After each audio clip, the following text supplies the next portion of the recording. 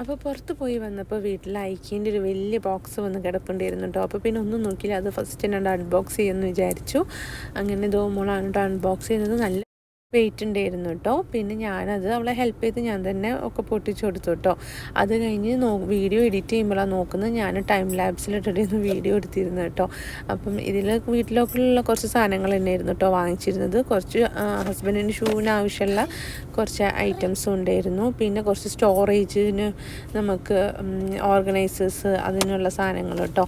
പിന്നെ mobile holder, പിന്നെ പോട്ടുകൾ, പിന്നെ ആർട്ടിഫിഷ്യൽ 2-3 പ്ലാന്റ്സ് വാങ്ങിച്ചിട്ടുണ്ടായിരുന്നു. പിന്നെ ഞാൻ ഒരു കിച്ചണിലേക്ക് സ്പാച്ചുല വാങ്ങിച്ചിട്ടുണ്ടായിരുന്നു. പിന്നെ മെയിനായിട്ട് വാങ്ങിക്കാൻ വന്നത് ദോമോക്കുള്ള ടെൻ്റ് ആയിരുന്നു കേട്ടോ. അവിടെ കുറേ കാലമായിട്ട് ടെൻറ്റ് വേണമെന്ന് പറയുന്നുണ്ടായിരുന്നു. മുന്നത്തെ ടെൻറ്റൊക്കെ അവളത് കീറിപ്പോയിട്ടോ. അപ്പോൾ പിന്നെ ഒരു പുതിയ ടെൻറ്റ് വാങ്ങിച്ചു കൊടുക്കാൻ വിചാരിച്ചു. പിന്നെ 2-3 ലാമ്പ് വാങ്ങിച്ചിട്ടുണ്ടായിരുന്നു വീട്ടിലോട്ട്. അപ്പോൾ ഇതൊക്കെയായിരുന്നു കേട്ടോ വാങ്ങിച്ചിരുന്നത്.